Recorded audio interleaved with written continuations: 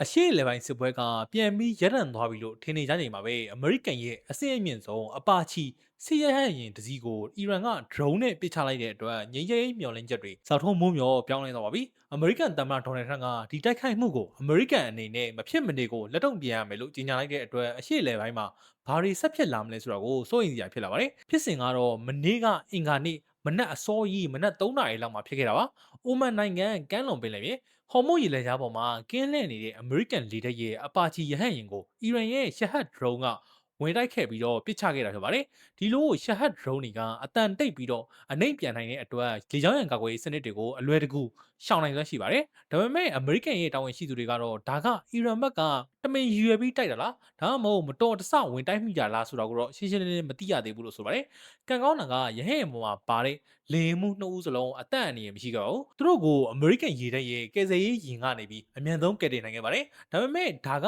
အီရန်နဲ့စစ်ပွဲစတင်ကြတဲ့ကအမေရိကန်ဘက်ကပထမဆုံးအဆင့်မြင့်ရဟတ်ယာဉ်ဆုံးရှုံးမှုဖြစ်သွားပါတယ်။ဒီဖြစ်စဉ်နဲ့ပတ်သက်ပြီးဒေါ်နယ်ထရန့်ကသူ့ရဲ့ Truth Social လူမှုကွန်ရက်မှာမနေ့ညကပဲအီရန်တွေကကျွန်တော်တို့ရဲ့အဆင့်မြင့်ရဟတ်ယာဉ်တစ်စီးကိုပစ်ချလိုက်တယ်လို့စစ်တပ်ကသတင်းပေးပို့ပါတယ်။လေယာဉ်မှု2ယောက်စလုံးတော့ဘေးကင်းပါတယ်။ဒါပေမဲ့ဒီတိုက်ခိုက်မှုကိုအမေရိကန်ကမဖြစ်မနေတုံ့ပြန်ရမယ်လို့ချက်ချင်းရေးသားခဲ့ပါတယ်။ဒီကြီးညာချက်မထွက်ခင်မိနစ်ပိုင်းအလိုမှာပဲအီရန်ရဲ့လွှတ်တော်ဥက္ကဋ္ဌဂါလီဘတ်ကလည်းအမေရိကန်ကိုတတိပေးစကားပြောထားပါတယ်ကျွန်တော်တို့ကတန်တမန်နီးလန်းတွေနဲ့ဖြည့်ရှင်းတာကိုပို့ပြီးသဘောကျတယ်ဒါပေမဲ့အမေရိကန်ကဂရိဖြတ်မယ်ဆိုရင်တော့ကျွန်တော်တို့ရဲ့အကျွမ်းကျင်ဆုံးဖြစ်တဲ့တခြားသောဘာသာစကားစီးရေးနီးလန်းနဲ့ပြောင်းပြီးတော့တုံ့ပြန်ရလိမ့်မယ်လို့အတီလင်းချိတ်ချောက်ထားခဲ့ပါတယ်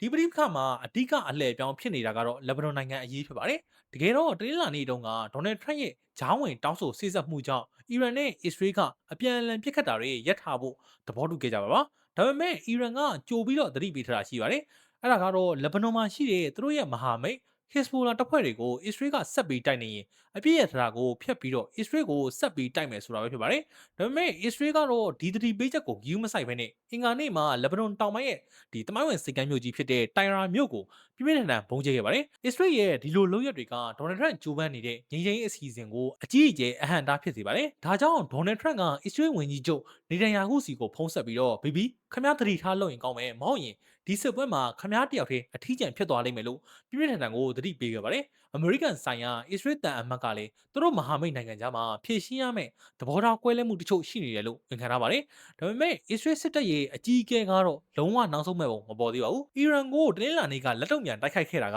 နောက်ထပ်ပို့ပြီးတော့ကြီးမားပြင်းထန်တဲ့တိုက်ခိုက်မှုကြီးအတွက်အကျိုးပြင်ဆင်မှုတသက်ပဲရှိတယ်လို့ပြောဆိုလိုက်ပြီးတော့အီရန်ကိုအချိန်မီထပ်ပြီးတိုက်ဖို့အသင့်ပဲလို့ဆိုထားပါတယ်။လက်ရှိမှာဟော်မုတ်ရေလက်ကြားကိုအီရန်ကပိတ်ဆို့ထားဆဲဖြစ်ပါတယ်။အမေရိကန်နိုင်ငံရဲ့စွမ်းအင်ဝန်ကြီးကရေလက်ကြားထဲမှာတင်မောသွားလာမှုတွေပြန်ပြီးတက်လာနေပြီလို့ဆိုပေမဲ့စစ်ပွဲပြီးသွားရင်တော့ပုံမှန်စွမ်းအင်စီးဆင်းမှုအခြေအနေကိုပြန်ရောက်ဖို့လာပေါင်းများစွာအချိန်ယူရအောင်မယ်လို့ပြောပါတယ်။ငင်းချင်းရဲ့အတွက်နှစ်ဖက်တောင်းဆိုချက်တွေကလည်းအလွန်ကွာဟနေစေဖြစ်ပါတယ်။ဒေါ်နယ်ထရန့်ကအီရန်အနေနဲ့နျူကလ িয়ার လက်နက်လုံးဝမထုတ်နိုင်အောင်တားဆီးကြပါတယ်။အီရန်ဘက်ကလည်းနိုင်ငံတကာစီးပွားရေးပိတ်ဆို့မှုတွေအကုန်လုံးရုပ်သိမ်းပေးဖို့ပိတ်ဆို့ခံထားရတဲ့ဒေါ်လာဘီလီယံနဲ့ချီတဲ့ရန်ပုံငွေတွေကိုပြန်လွှတ်ပေးဖို့ဟော်မုတ်ရေလက်ကြားကိုသူတို့ကိုထိန်းချုပ်ခွင့်အတိအမှတ်ပြုဖို့နဲ့အဓိကအားဖြင့်လက်ဘနွန်ကိုအစ္စရေးကတိုက်နေတာတွေကိုအမြန်ဆုံးရပ်တန့်ပေးဖို့တောင်းဆိုထားပါတယ်။အထူးပြောရင်တော့အမေရိကန်ရဲ့ဒီရဟတ်ယာဉ်ပစ်ချခံရမှုရဲ့အစ္စရေးရဲ့လက်ဘနွန်အပေါ်ပြင်းထန်တဲ့တိုက်ခိုက်မှုတွေကြောင့်အေပီလာတွေကမျှော်လင့်ထားခဲ့တဲ့အရှိလေပိုင်းရဲ့ငြိမ်းချမ်းရေးကအခုအခါမှာတော့အလွန်ကိုဝေဝါးနေစေဖြစ်ပါတယ်။ဒေါ်နယ်ထရန့်အနေနဲ့ဒီစစ်ရေးတင်းမာမှုတွေကိုငြိမ်းချမ်းရေးဇပွဲဝိုင်းစီပြန်ပြီးတော့ခေါ်လာနိုင်မလားဒါမှမဟုတ်တကယ်ပဲစစ်မီးကိုပို့ပြီးကြီးထွားလာအောင်လုပ်မလားဆိုတာကတော့ဆက်ပြီးစောင့်ကြည့်ရမယ့်အနေအထားမှာရှိပါတယ်အခုလိုစိတ်ဝင်စားစရာကောင်းတဲ့နိုင်ငံတကာသတင်းအကြောင်းအရာတွေကိုနေ့စဉ်သိရှိနိုင်ဖို့ကျွန်တော်ရဲ့ YouTube Channel ဖြစ်တဲ့ Link ကို Subscribe လုပ်ထားလို့ရပါတယ် Telegram Channel ရဲ့ Politics လက်မှာတော့သတင်းတိုလေးတွေကိုဖတ်ချင် join ထားလို့ရပါတယ်အားလုံးပဲ begin လုပ်ရပါသည်ကျွန်တော်ကတော့ Link ပါနောက်ဗီဒီယိုမှာပြန်ပြီးတော့ဆုံတွေ့ပါခင်ဗျာ